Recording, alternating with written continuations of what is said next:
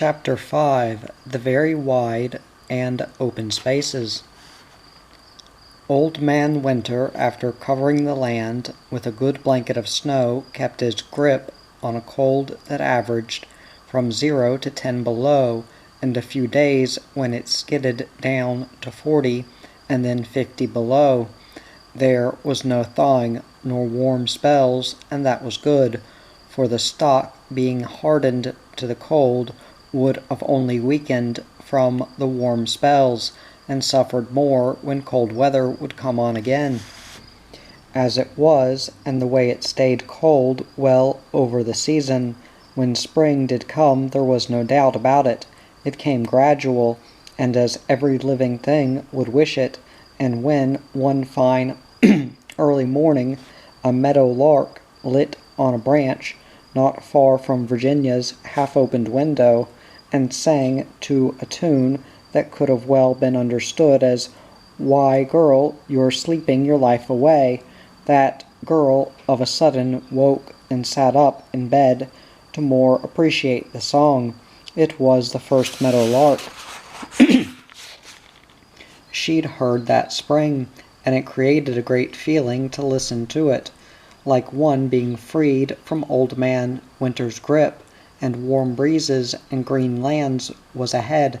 But the meadow lark had to take on some more chilly weather after announcing that spring is here, and it was many more days before patches of bare ground began to show, and much longer before the frost got out of the ground and the grass began to warm up to the heat of the sun. Finally there come a time when, as the colts was turned out into the big corral and went to limbering up with their usual play, that they would now and again stop, sniff high at the air, and then look through the bars at the country around. It was getting green, and the smell of the thawing earth and sprouting grass and the air is what they was filling their nostrils and lungs with. With that they began to lose their taste for hay, and even the crushed barley, which now contained some conditioning powders, was hardly eaten. Virginia well understood what was ailing them. It was their craving for the green grass they could smell and see, and they made it mighty hard on her for not letting them out to it. They wouldn't follow her around so much no more, and as she'd sometimes talk to 'em, their sense of hearing was more with their sense of smelling, and they'd be more apt to be looking through the bars at the greening meadows than to be cocking an ear to her. She would laugh a little then and tell them that she would turn them loose soon as the grass was of good enough length, so they wouldn't starve nor wear themselves down in trying to get a few nips of it, for she knew that once they got a taste of the green grass, they wouldn't touch their hay no more unless starved to.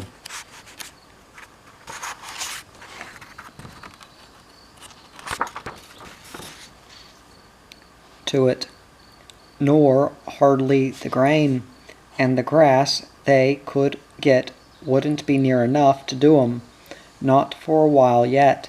It all depended on the fairy of spring, now that Old Man Winter had gone. Then, like as though the fairy took pity on Virginia, who felt so sorry for the colts wanting to get out, as much as she wanted to let 'em, and couldn't, it seemed like the land turned green, with grass popping up overnight, as by magic from the fairy's wand.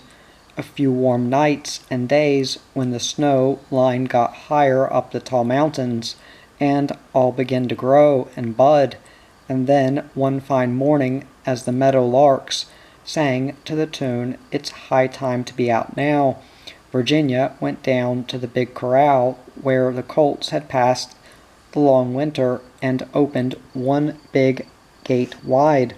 The colts just stood and blinked at the wide opening of the gate for a spell, like a blindfold had just been lifted off their eyes. Colonel came to the girl, nudged her with his nose, then looked past her, as much as to ask and make sure if it was true, this wide opening to the green pasture. Charo, coming alongside, didn't wait quite so long. The green grass, which he'd been born too late in the year to taste, drawed him now as natural as the warm sun drawed the grass itself, and he took the lead out to it.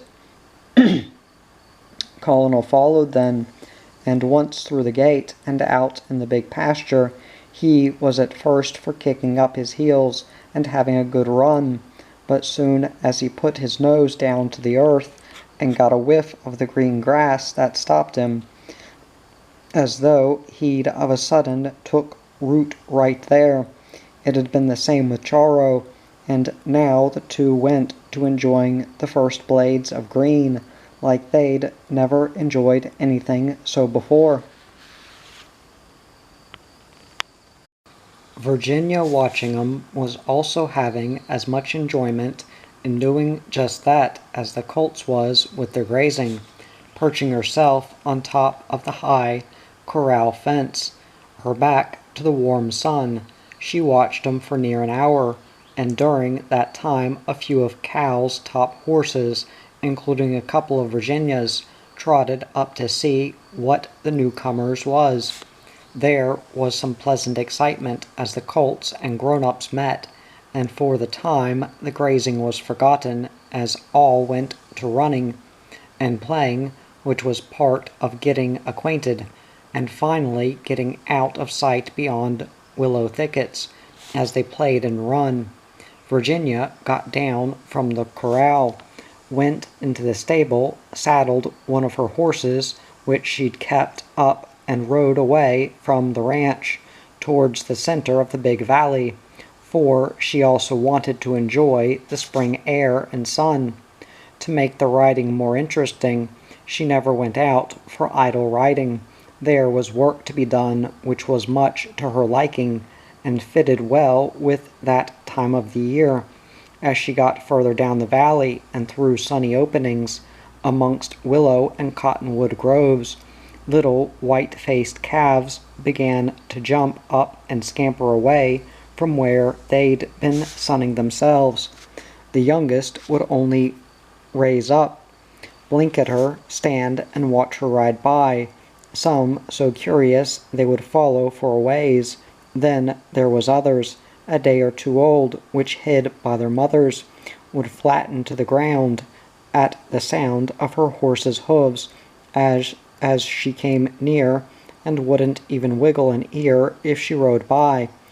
Them hiding little fellers was the ones that caused most of her work, for if she didn't find the calf and then rode onto a cow that looked like she'd had one, it would mean that the calf should be hunted up and found, because, as sometimes happens, a calf is born in places where he can't get up, like maybe at the edge of a hollow he might fall backwards into it while scrambling to get on his feet, then again where brush, rocks, or dirt back will keep him from getting his legs under so's to get up. Some fool cows will even have their calves in a pool of water, which might freeze during the night, and others such ways where a calf never lives to get the first nursing, which would give him strength. Knowing cattle well, and seeing a cow that had calved not long before without the calf by her side, was when Virginia would start hunting for it. It's most always the case that the cow just hides the calf while she goes grazing, and as the range cow is always watchful of any rider or anything coming near her calf, she'll run to where she hid it, and there too stand guard, and in doing that giving away her calf's hiding place. But some cows are wise, and instead of doing that will lead the rider plumb away from where the calf has been hid. Then's when the hunting would be hard, and the work, or sometimes fun, for her would come in. There was more than a couple of 100 head in the herd, which Virginia was keeping an eye on. These was cows that was to have earlier calves than the others and had been cut out and kept close to the ranch for the care some of 'em would need, and riding through and tallying up on the herd every day, there was more than the little calves to watch out for. The mothers, even though strong as they might be, would sometimes get down, and like with some of the critters in the worst places,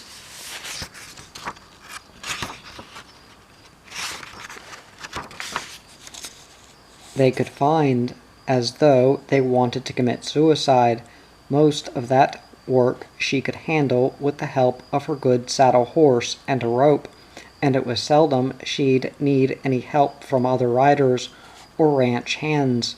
With that responsible work and other riding which followed on, and which she liked so, her interest with the colts, her picked saddle horses, and other stock she kept pretty happily busy outside.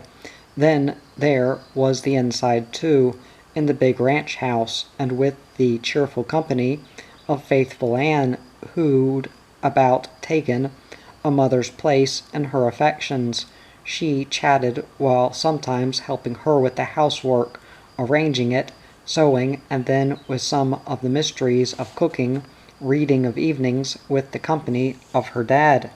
And Anne, who'd sit with 'em for a while, especially when the radio came, all filled Virginia's days to the brim with everything she hankered for. She was free to do as she pleased, and for that she was very pleased with just what she was doing. Once in a while some of her college friends would come to the ranch and visit with her, sometimes taking her back with them when there was some special doings, or party she wanted to attend, or maybe some shopping to do. There was a few sprouts and older gents on her trail, but none seemed to make her heart flutter any, and as far as her future, which she seldom thought of on account, it was just fine the way it was, assured and peaceful. And to her the ranch, the range, horses and cattle, was what she'd never dream of wanting to get away from. With the coming of spring, Brad and Red come a-strangling into the ranch after their rounds at contesting, a little the worse for wear, but well satisfied with most all they done. It was good to be home again, to rest up with the steady goings on, and work where they'd left off 3 months or so before. The 4-year-old colts they'd started to break was run in again, and now, turning 5, would be more mature and could stand more riding. Bunches of horses was run in, and them colts was kept back, along with new ones to start on, from 3 to 5 years olds. There was no older unbroke geldings on the hippo, for there was steady use of them, good or bad. With the first handling of these wild and strong broncs, unbroke or outlaw range horses, Virginia was often in the corral and watching Brad and Red saddle and ride the snorty ones, sometimes for so long that she'd have to ride hard so's to catch up with her work in tallying up on the cows and calves, and sometimes too one or both of the boys would ride out with her and help, which was good work in the breaking of the broncs. There was a spell then when the little fellers, Colonel and Charo, was also some neglected, but they sure didn't need no more care now, and even though they'd come to meet her when she came in the pasture, it was more to be doing something and like saying hello to one who'd been such a good friend to them during the winter. But even though they wouldn't have cared much for grain, much less hay, and couldn't be attracted that way, there was one more way. They was fast shedding now, and their hides was mighty itchy, especially Charo's, whose hair, on account of the hardship he'd gone through, and losing his mother while so young, was coming out in patches. Then's when Virginia came along with a curry comb.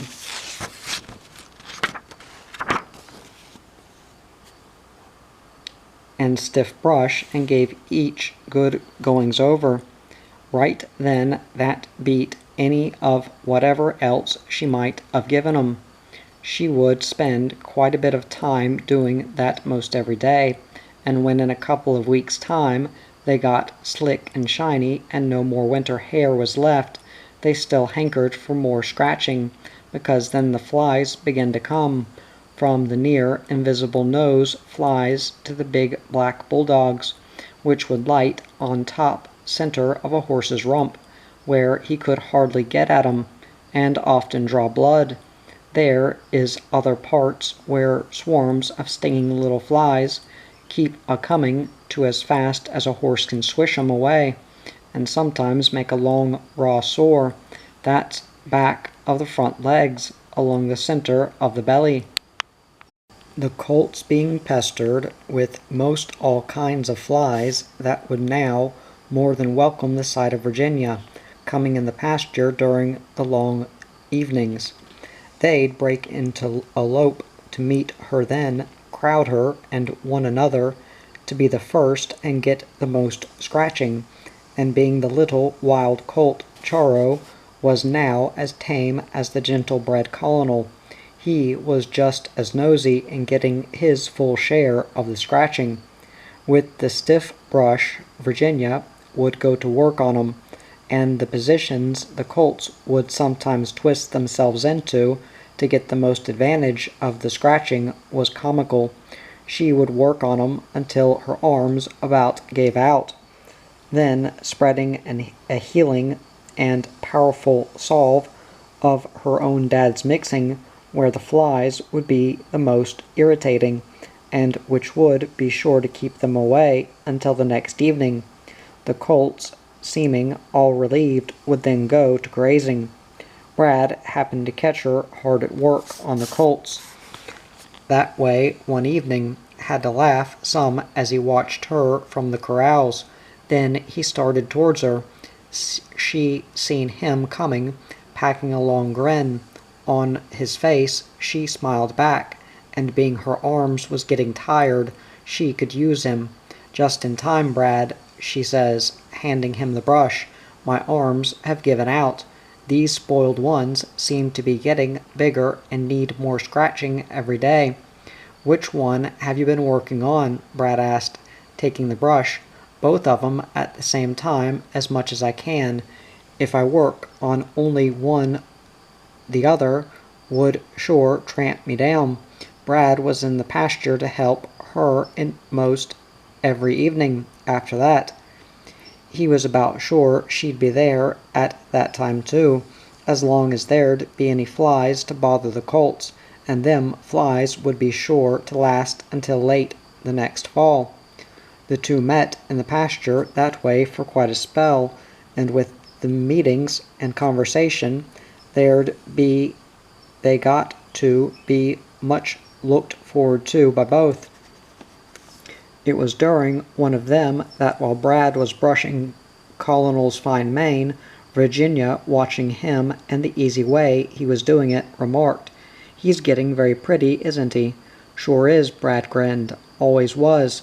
"That's true, and you shouldn't have given him to me." "Eh, what?" Brad turned to her, surprised. "But you like him and want him, don't you?" "Why, of course, but you would have so much more use for him than I ever would. While following your rodeos, he'd make you a good fast horse for calf roping, and he might be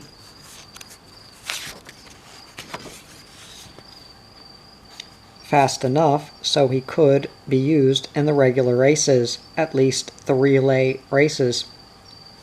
"Yes," says Brad, sort of thoughtful, but not about the possibilities of the colt. "Yeah, there's no doubt but what he'll be fast enough." "Yeah, just that," Virginia went on. "He'll be so fast he'd pass a long-legged wild steer and never even seen him, let alone try to turn him." Brad, looking at Colonel's long slim legs and trim ankles, had to admit to her that she was right. It was what he well knew, that he was all race horse. "Sure," he finally says, "and I guess there won't be much use in trying to teach him anything about the tricky range cow. But something might come up where he might be handy, and that's for you to worry about," he laughed. "I'm no Indian giver. I gave you the horse, you accepted him, and you clinched the deal. Not only with a handshake, but with a kiss too, and that alone would make any man a criminal if he was to back out of the deal afterwards, or a criminal in getting more horses." Virginia, seeing now that he wouldn't be wanting the colt back, felt relieved and pleased, and she didn't try to hide that when she smiled and spoke. "I just wanted to make sure," she says, "because I wouldn't want to have him taken away from me after I go to the work of training and making a winner of him. And not to be outdone, Brad wrote out a long bill of sale of the colt to her that evening and tied it on the horn of her saddle where she'd be sure to find it the next morning. But even with all of that, the whole thing seemed to be just so much play for Virginia. Still felt the colt wasn't altogether hers, that Brad still had a hold on him, and Brad, having a hunch of that, somehow felt the same way. There was only one thing to do, as both got to figuring by themselves, and that was to forget about the feeling and go according to the deal agreed on. With a good bill of sale for proof, neither spoke any more on the subject during the evenings that followed. They was careful not to. Then one fine morning, after the other boys had rode into the ranch from their winter camps, more saddle horses was gathered, a wagon cleaned up and loaded with grub. The whole outfit started out for the range for the spring works, leaving Virginia to do what riding there was around the ranch. But there was very little riding to be done close to the ranch now. The herd she'd been keeping tab on had been turned out, all excepting a few stragglers, and outside of keeping watch and seeing that no stock broke into the hay meadows, or that the rodeo stock didn't break out, and such like, which all had to be attended to, there was hardly enough riding for her to keep her saddle warm. One of the ranch hands would bring in the milk cows, and also seen that all the fences was kept up. Somehow, though, she managed to find some riding when she wanted it, and besides what she needed to do, like with any other work, there's always more can be done. Then, with what all she could do in the house and around, she never got lonesome, never while at the ranch. Fact is, she was sort of glad when all the riders was gone. That gave her more responsibility, and especially with Brad's going, she now felt, as she went down to the pasture and colts of evenings, that Colonel was sure enough all hers. She'd felt that way all the while he was gone during the winter, and couldn't understand why she didn't feel the same when he came back. Now he'd be away fairly steady for quite a spell, and on his return it'd be about time for him and Red and Jim to start out with the rodeo stock again. Then she'd have all summer, until away late in the fall, to feel that Colonel was all hers some more. That same feeling was also shared by Brad while he was away, that the colt wasn't his no more then, but that he still had a hold on him when he'd return. And it was such a feeling that neither could buy or sell away, near like that of a Ken. Colonel was now over a year old. Virginia had learned that from the bill of sale which Brad had tied to her saddle, and to her he seemed to have got mighty tall for his age, and so narrow-built. She sometimes had to laugh as him and little Charo, side by side, would come to meet her, for poor little stunted Charo, even though only a few months younger, looked near like a Shetland colt alongside of him. But Charo was now fast losing his bloated-looking middle, rounding out in good shape in other places that should and looked as though he'd some day be a good tough little horse, even if he might not turn out to win any show prize for looks. He'd never be as tall as Colonel, but he'd be broader and of the breed that could sure cover the rough hills. His color, too, now that he was shed of slick, wasn't so bad. It was kind of light blue, roan, turning to buckskin in at the flanks and legs. He would be hard to see in the Badland country where he'd been foaled. A few weeks went by all peaceful, and one evening as Virginia and Anne was on the lawn watering flowers and doing such little work, Cal and 3 others rode into the main corral. From the distance to them, Virginia recognized one as Brad by the way he rode, and at that she somehow thought right away of Colonel. The suddenness of the thought made her wonder at the time, but she soon forgot, for during the next couple of days them 3 riders got busy preparing to hit out, this time for rounds of the season's rodeos, when they'd be gone until late fall again. The bucking horses was corralled and looked over well, a few of the old ones, also others that wasn't much more inclined to buck, was cut out to be left behind, the old ones to be turned out to freedom, and the young ones to be sold. These was replaced by fresh mean ones that was rearing to do their best that way, and altogether there couldn't be a tougher and more fit bunch of outlaws. It went the same with the longhorn steers and bulls.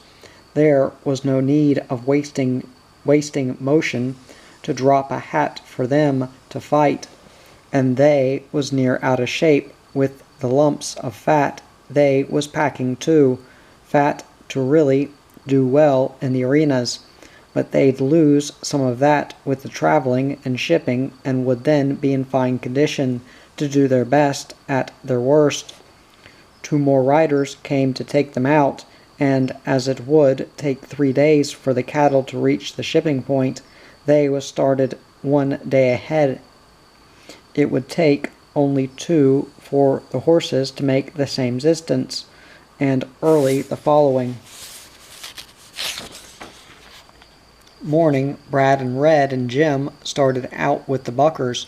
Cal and Virginia was at the corrals to wish 'em luck, and as the big gate swung open, Brad's parting remark to Virginia was, with a grin, "And don't forget, too much sugar ain't good for 'em." The girl smiled back at him, like as much as to say that now he'd be gone, she'd feel Colonel would be all hers again, and would do as she pleased with him.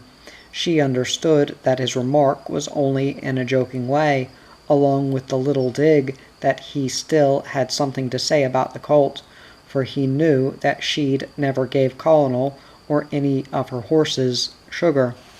With the going of Brad, Virginia had to laugh at herself some for the relief she felt in now having the colt all of her own, also in realizing that Brad knew of her feelings that way.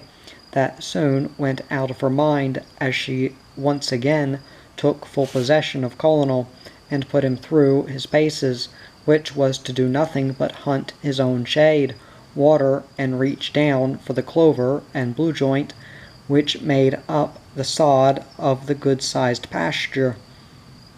He also had to be good to Charo, and not beat him in every race they'd have, nor crowd him away when Virginia came near to visit with 'em, rub and scratch their now smooth and shiny hides.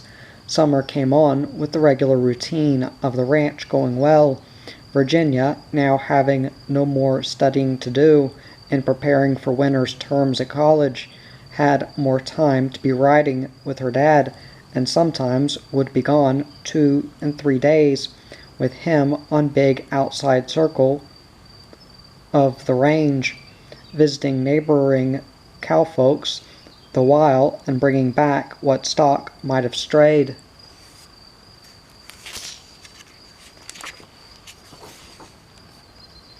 The 2 also drove away a couple of times and took on early and small rodeos close by, of just a few days to each. Then come time for a bigger rodeo, a 4-day one, including the 4th of July, and being that Cal's string of outlaw buckers and longhorns had been contracted for that particular contest, there was nothing but what him and Virginia should jump in the car and roll on over to attend. It was a good long day's drive to the town where the rodeo would be held, and with the 4 days of it and all, Cal figured they'd be gone about a week. It was a good time for him to go too, Cal thought, for there would be no rushing work needing for his attention at the ranch right along then. Besides, he'd be leaving one good man to take charge of the ranch work and 2 cowboys to take care of the riding in general. He could take his time, enjoy watching his outlaw stock perform, and come back when he darned pleased. As for Virginia, she would still had less to worry about on her trip. There was of course the colts and her 3 good saddle horses, which she prized near as much as her dad did the whole ranch and stock, and she couldn't see where, in the good and well-fenced pasture they was in, any harm could come to 'em in any way, shape, or form, not any more than if she stayed on the spot and stood guard over 'em. So, all free of cares, the 2 was all for the pleasure that was ahead. Cal to see his stock come out of the chutes and doing their worst, and Virginia with about the same enthusiasm, also sort of laughing at the thought of returning Brad's joking remark by having him see that she'd deserted Colonel for the time, and telling him he wouldn't be getting his sugar while she was away. The rodeo opened with a bang and stayed wild during every performance of the 4 days. Cal was more than pleased the way his stock tore things up, and when all was over, the dust settled and Brad came out with the honors of first prize in bronc riding on Cal's own worst buckers. That put the cap on the best of his expectations. As for Virginia, for punishment in deserting the colt, she was taken into custody by Brad, and she wasn't to go to dances, other entertainment, nor eating places with anyone else but him or Cal, or Red or Jim, or maybe a few of the other cowboys he knew. If she'd be good, she had to be good.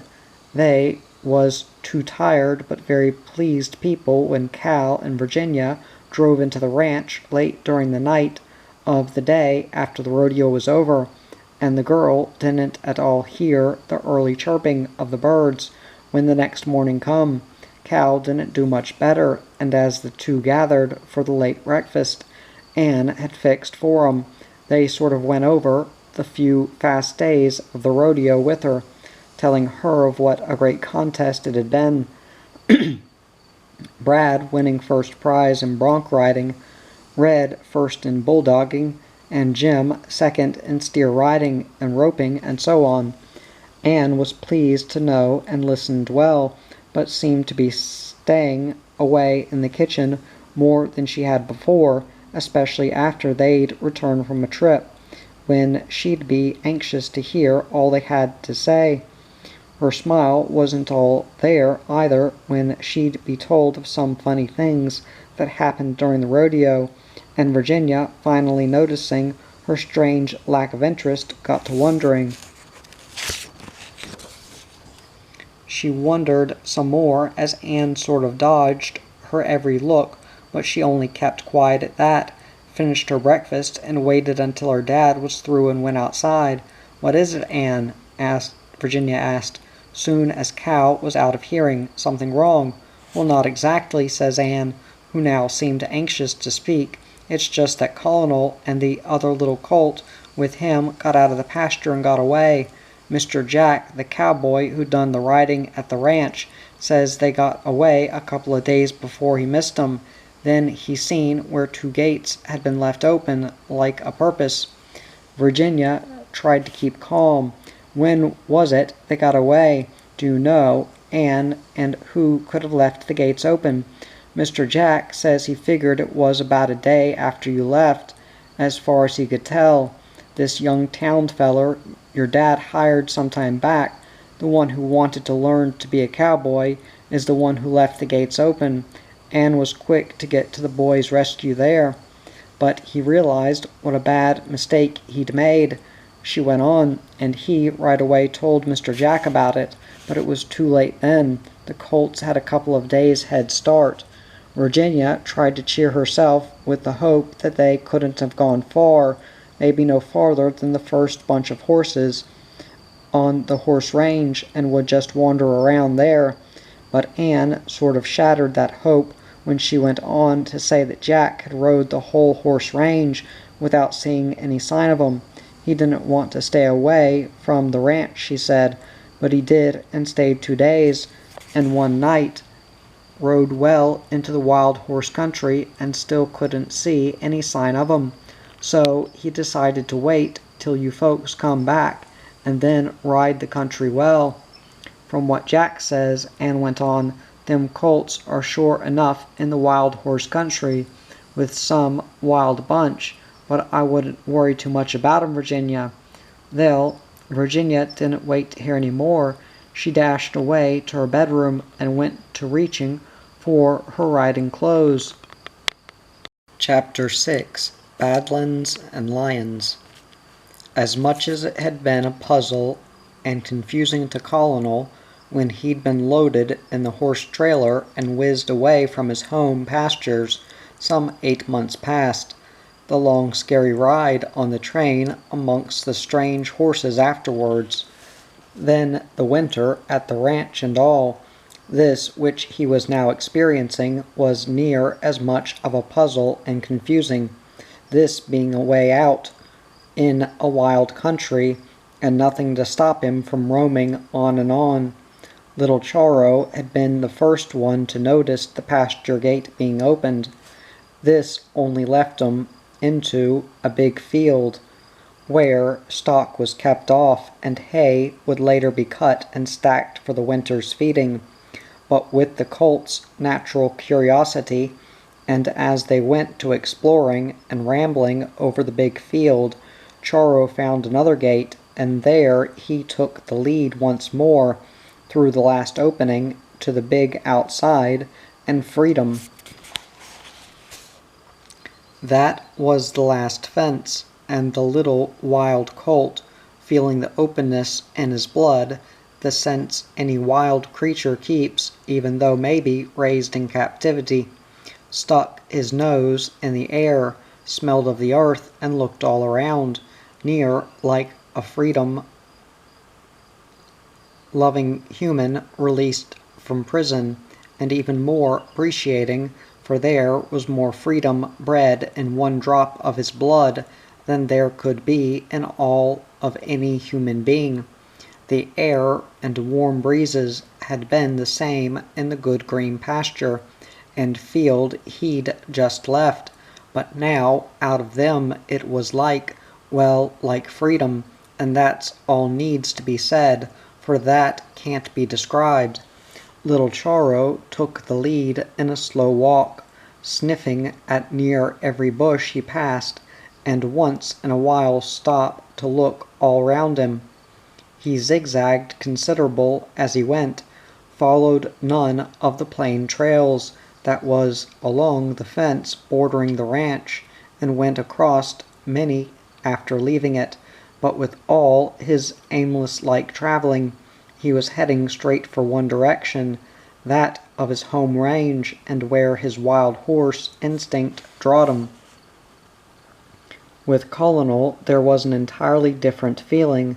To him there really was no home, no range. With his past experiences and like jerked away from where his instinct dwelled, that all had become a blur. The only home he knew now was that of the ranch, and he was going away from there into another strange world, creating in him another strange feeling. This was one time when, with all his speed, he didn't race ahead of his little partner, Charo, for in him he not only felt confidence, but that he was leading him into a great adventure, and much like one youngster following another. Braver one through dark woods to haunted houses and caves. He was curious but glad to only follow. Every once in a while, when Charo would stop to take a look around and sniff in the air, Colonel would also do the same, but most always in only one direction, and that was back the way he come, the ranch. It wasn't so much that he wanted to return there as the feeling that he was leaving all touch with humans, the care his breed was so used to, and heading out for the unknown. He sometimes listened as though Virginia was calling him, and would get to wondering if he should go on. But Charo, not at all wondering that way, kept on a-going, and half for fear of being left behind, alone, and again curious as to what might lay ahead, he'd catch up with him. This was something like the time when he was trailed in from the railroad to the ranch. There was the company of humans then, and even though he couldn't realize very much at the time, and he was now much stronger and bigger, the sun was shining instead of a blizzard howling. He had the same feeling of strange adventure, sort of confusing and scary with so much openness, and being able to go where he pleased. Nothing to stop him was mighty new to him. He'd felt easier if Virginia or Brad had been along. Or maybe he should have stayed by the saddle horses him and Charo had been pasturing with. Them had been wise and stayed where the good grass was, but Charo and him had gone on to where now they was well out in the open and in rough country. On the horse range, and the tall trees of the ranch couldn't be seen no more. Bunches of horses was now and again sighted. When the horse range was reached, and Colonel was for going towards every bunch that was seen, for no reason, only maybe to satisfy his curiosity and getting acquainted, but little Charo wouldn't have none of that, and instead of going near, made a good circle around 'em and past 'em. But near of a sudden they'd come onto a bunch that Charo hadn't seen, and couldn't get to dodge. The bunch was in a steep hollow. A water hole was in the bottom, and the horses was watering there. The colts no more than seen the bunch below, when Colonel soon learned the reason why his little partner had dodged such bunches, for at one glance of the colts a wicked-looking, long-maned black stallion left the bunch and came on a high lope to meet little Charo. Sensing danger, lit out as fast as he could for a wild plum thicket and hid, while Colonel, seeing no more harm in the black than they'd been with the outlaw buckers he'd got to know as being friendly, kind of wondered at Charo's actions. But he didn't get to wonder long, for the black stallion, much against having a stranger one even looking at his bunch, charged into Colonel with all his teeth, hoofs, and weight, without warning, folded him up like an accordion, and sent him a-sailing to roll quite a few times before he come to a dazed footing. He was still in a daze when the stallion lit into him again, but this time Colonel also got to sensing what little Charo already knew, and instead of holding his ground, like in friendly meeting, he started to moving as fast as he could, and away from that murderous black. But being sort of knocked out of wind, he didn't get away fast enough, and this time the stallion champed his teeth on the back of his neck.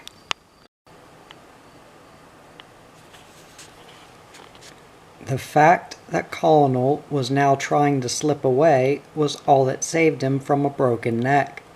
As it was, he was sent a-rolling once more, but not as hard as before, and when he got up, it was fairly clear in his mind that he should get to running as quick and as fast as he could.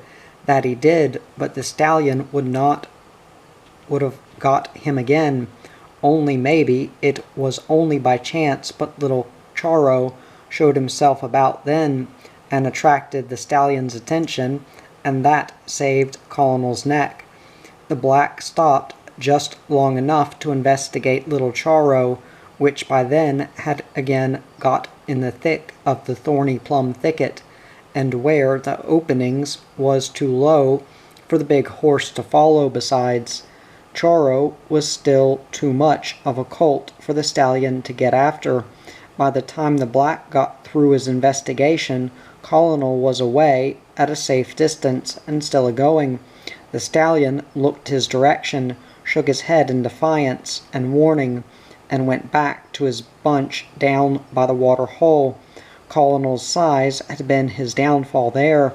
He was only a few months past yearling, but near as tall, if not near as broad as the stallion, where, with little Charo still a few months short of being a yearling, and with his stunted growth, he looked more like a 6-month-old colt.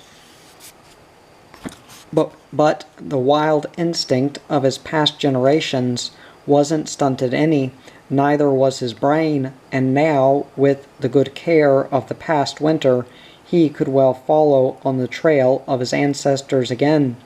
With the surprise and scare that Colonel had got, he'd kept on running until he began to tire.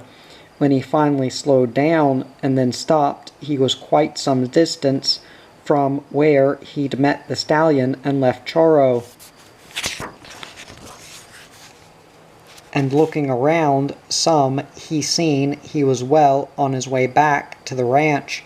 He looked around some more for Charo now, and not seeing him anywhere, he was sort of up a stump as to what to do. He missed his little partner very much right then, for he was still mighty scared. He nickered for him, but of course there was no answer. He stood for a spell, just looking around. Then he realized he was thirsty. The run had sweated him up considerable. Then there was a big gash on the top of his neck, where some of his hide and flesh was missing. Blood was running pretty free from that, making him still thirstier and some weaker. The last water he'd seen was where the stallion and his bunch had been, but he was far from hankering to go back to that place as yet, and now that he was alone, and so well on his way back to the ranch, he was kind of debating as to which way to turn. It would be kind of hard to go by his lonesome now, being he was so attached to little Charo, but could he find Charo again? He knew he could find the ranch and water on the way there. He sort of circled around a few steps at a time then, like hardly realizing or caring which way he went. He headed back in the direction of the water hole and where he'd last seen Charo. And Charo, also far from wanting to lose his long-legged partner, had got out of his hiding place after the stud bunch had watered and gone, went to take a drink himself, and then instead of hitting for his home range, which had been his intention, he went back the way Colonel had gone, towards the ranch. But he wasn't traveling very fast, not near as fast as Colonel had in getting away from the stallion. He just trotted and walked along, sniffing of the brush as wild horses do for the scent, and kept looking ahead for sight of him. Colonel wasn't very fast on his return to the water hole either, and sometimes he'd stop to look back in the direction of the ranch, wondering if to go on, but always the thought of little Charo would win him over, and he'd poke along towards where he'd last been with him. He was poking along that way, not at all thinking that Charo would also be on the hunt for him. When coming to the sharp point of a brush-covered ledge, and seeing a horse in the shadow heading his way, Colonel lost all thoughts of Charo, snorted his fear that it might be the stallion, and without taking a second look, scampered out into more open country. He'd went on some more, only he heard a loud nicker, and turning in his tracks. Then he recognized Charo coming out of the brush. It was with great surprise and pleasure as he nickered back and trotted on to meet him. It would be a long time before Colonel would come up in friendly greeting to a strange range horse, but he still had some more to learn about that. That all wasn't such as the Black Stallion. Now that the two got together again, there was a little horse talk as to what next and which way. Colonel, now satisfied and feeling safer, with his little partner being near, thought only of water and took the lead this time for the water hole, and too thirsty right then to think of what had happened to him there not so long before. Not a horse was in sight as the two neared the water hole, nor none by it as Colonel now took care of his first peeking down into it. He then went down while Charo sort of kept watch up above.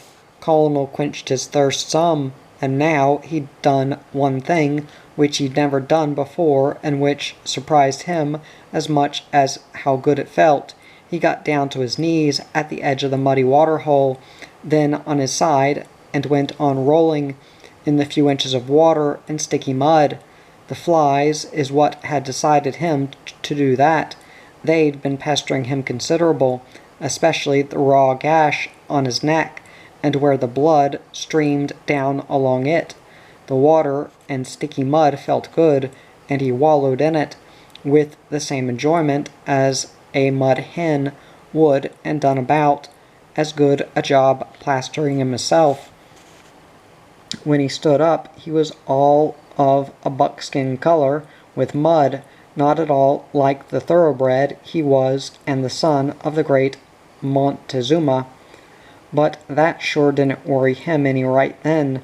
The mud plastering would keep the flies away, and now the raw and bleeding gash was also well covered and protected.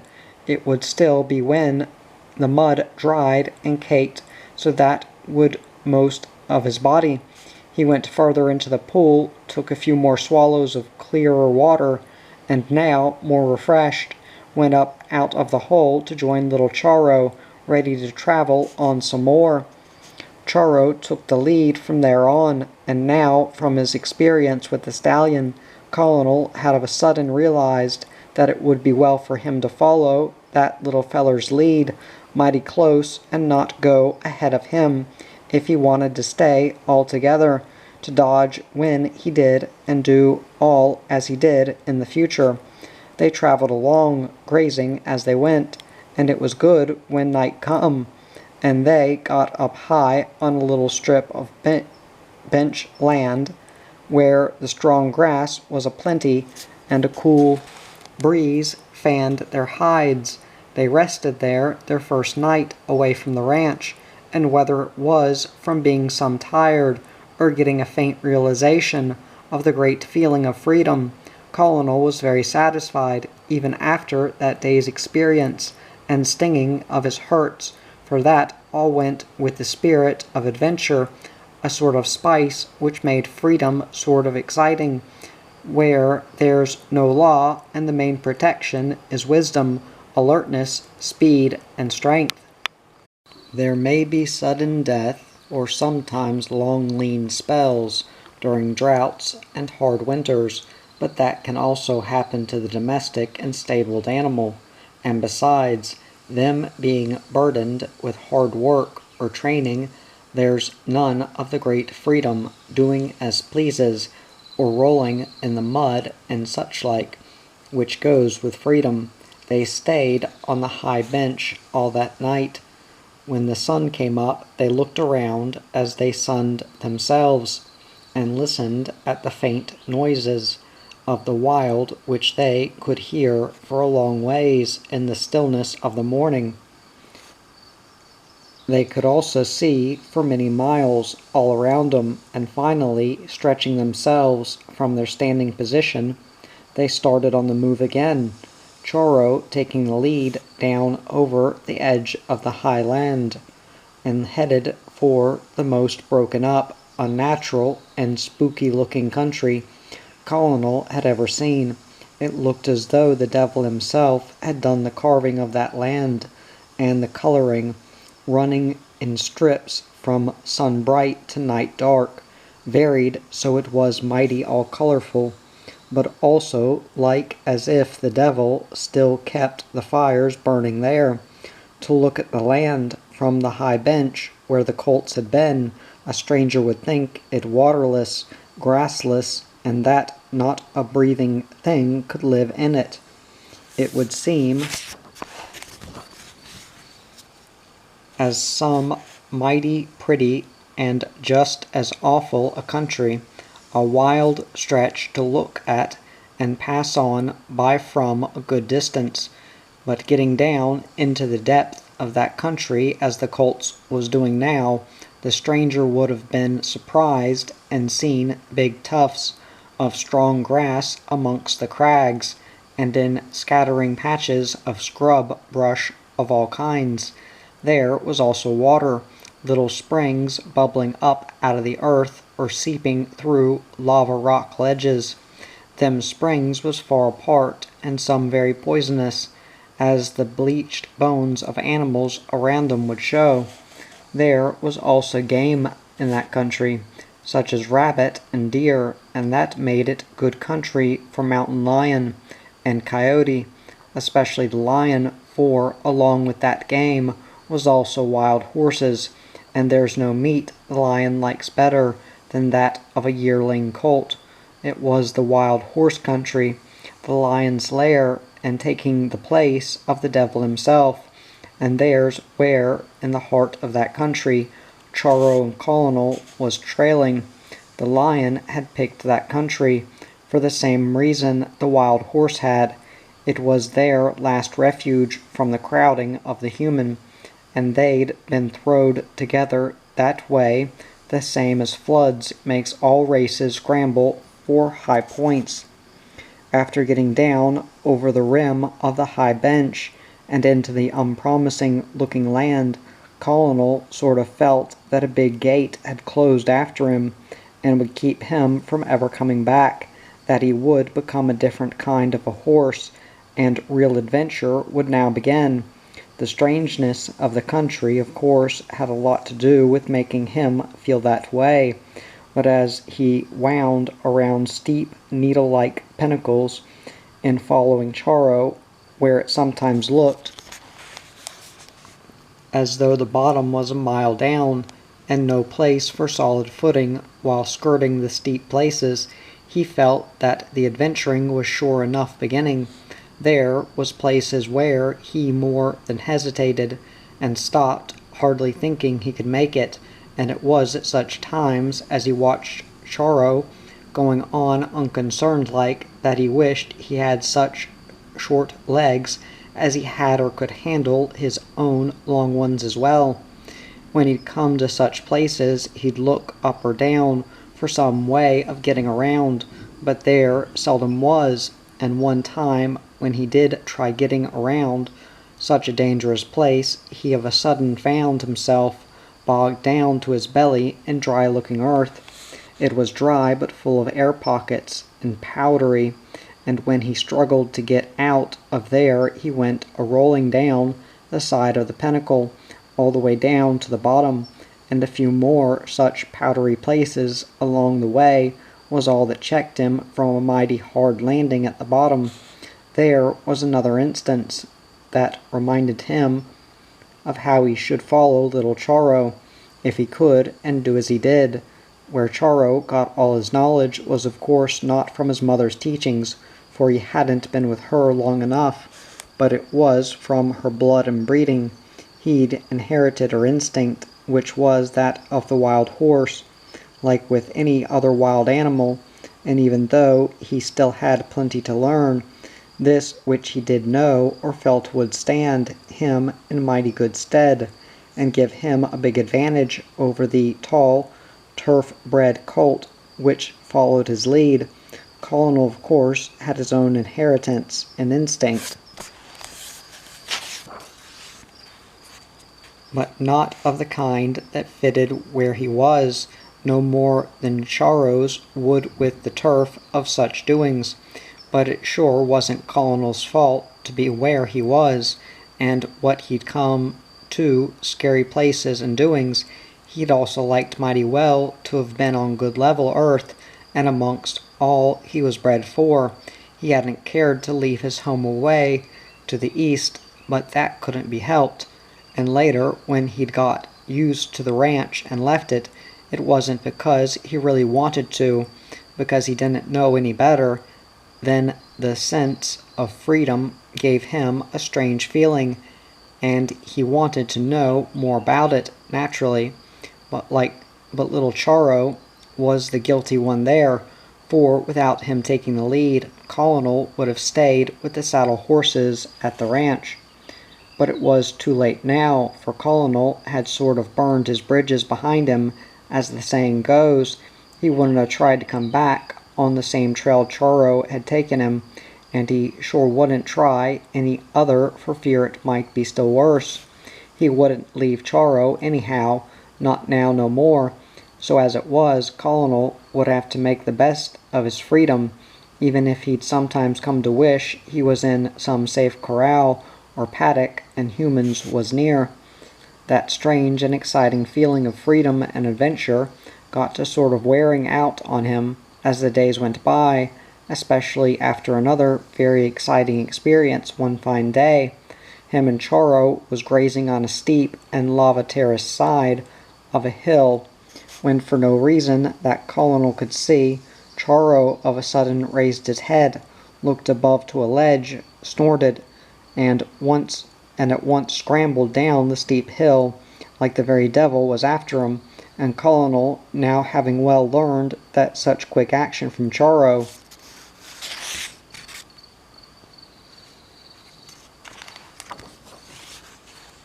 meant that he should do the same and as quick, tumbled down the hill right after him, and not any too soon, for right behind him was a tawny streak of lion, which, seeming like to drop out of thin air, was close to within claw reach of his tail. A lion can make very good speed for a short distance, especially coming down a hill, but Colonel, getting one very fleeting glance at that one, and not even knowing what it was, nor how dangerous it might be, also made very good speed, and to his own surprise, as well as Charo's, made the bottom on all fours, and still running. The lion had eased around and perched himself above the colts, as he'd seen 'em graze, waited until they might graze closer so he could spring on 'em, and it was only the sense of being watched, like it sometimes happens even with humans, that made Charo look up, and getting only a glimpse of the tawny hair shining to the sun had been enough for him, and the lion, knowing he'd been seen, lost no time and sprung, but the distance had been too great. Reaching the bottom and in a level dry wash, the colts easy left the lion a safe distance behind. And now Colonel, all spooked up, right away past Charo on the level stretch. In his stampeding that way he run on without realizing he left Charo behind also. And then, like out of nowhere, there came another lion right in front of him and blocking the narrow wash where, at that point, the walls was straight up, some way back, and a sleep instinct must have come to life, sudden in Colonel's think tank right then, for at the sight of the lion, he stopped as if he'd run into a stone wall, and he didn't stand to palaver, nor try to go past him either. A good cow horse couldn't have turned and picked up speed any faster than Colonel did, and then realizing that Charo wasn't near him more than tore the earth on his way back up the wash. The second lion, being also taken by surprise at the sudden sight of Colonel, and not prepared for attack, couldn't and didn't even try to follow that long-legged streak of horse flesh. He just snarled his disappointment, sat on his haunches, and glared at him as he disappeared around a turn in the wash. Colonel was still coming full speed, head high and looking behind to see if the lion was coming, when, making the turn, he near bumped into Charo, and then he stopped short again. Little Charo hadn't been running much, not after he seen the first lion he stopped following, and now he was just busy, sort of stalking that animal which had stirred such a fear in him, wondering why, when Colonel come a-busting in on him, and interrupted his investigation with another scare. Now they was between two full-grown and mighty hungry acting lions, and the deep wash they was into, with the high and steep walls on both sides, had 'em in about the same fix as Daniel in the lion's den, only with no divine power to protect 'em.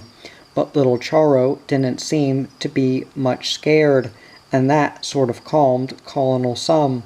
For one thing, Charo had found out that he could outrun the yellowish tail-lashing, silent moving creature, and even though he sensed it was mighty dangerous to get near, he had a fair idea of how close he could get and still be safe. He knew that the animal was mighty quick, but so was he, and now that he had him spotted, he was for getting closer and watch it for a spell, not knowing that he couldn't get away very far now in case he had to. For only a few 100 yards down the wash was the other lion, which would sure nab him or Colonel if they tried to get past. Then again the second lion might close up on 'em, and well, then the colts would soon be just lion meat. Charo, with Colonel close behind, went on with his investigating the first lion, and that wise one, full of many tricks, went to work on Charo's curiosity. He went his silent way to thick brush where the colts had been grazing, and showing just enough of himself there so the colt would come closer for a better look, he waited. When the nosy colt did come closer, the lion then went on through the patch of brush to circle up to the ledge where he'd sprung off of once before. He now had the colt close enough to it so he'd sure get him this time. But getting near that ledge again and seeing the lion disappear through the brush sort of left Charo nervous, with a strong hunch that he'd better move. There was nothing to stop him from doing that, and he did move, just in time again, and with the same result as before. And now that his fun and investigating was over, he was ready to go on again, down the wash, and then he spotted the other lion. Well, now Charo realized, as well as any human could, that this was serious. He stopped still in his tracks at the sight of the second lion, Colonel right by his side, like as much as to ask, "Now, what'll we do?" But Charo wasn't stumped, nor excited, nor scared. That wasn't in his breed, not when it was time for straight thinking and fast action. He sized up both sides of the wash for a way out, and at the steepness of 'em he seen where he'd make a big mistake. The mistake of getting into such a pocket and natural trap. The lion knew it, and often made use of it that way. The wash, cut into the earth by centuries of rushing waters from cloud-burst and melting snows, was walled on each side by from 20 to 40-foot banks, straight up, and as Charo now went to looking around for an opening, he seen only one, which he figured him and Colonel might be able to make. This one chance wasn't exactly an opening, but a steep slide of shale rock, which had come down into the wash and near blocked it. It would be a mighty steep climb, and where a horse might make one step and lose two in the loose shale. But there was no other way out. Charo was sure of that, none excepting to make a rush past the lions and a glance at them, now restless meat-eaters, more than warned against 'em, trying anything like that, unless, what's more, they was, one from each side, beginning to close in on 'em, kinda slow, but sort of measuring their distance, and like they might make a rush most any time. Charo more than sensed the danger, and right at once he decided to try to beat 'em to it and get out of there. Running his nose along Colonel's neck, which went as a signal for "let's go," he made a running start for the steep shale slide, Colonel right after him, and at the same time the lions, seeing their intended victims trying to get away, both made a rush for 'em. It was quite some scramble from the start. There couldn't be no speed made, and it was a great wonder that any headway could be made at all. But there was a lot of fast pawing and reaching for footholds, and there the colts, being in the lead and side by side, had the advantage, for in their scrambling to get up the slide they'd steady start another,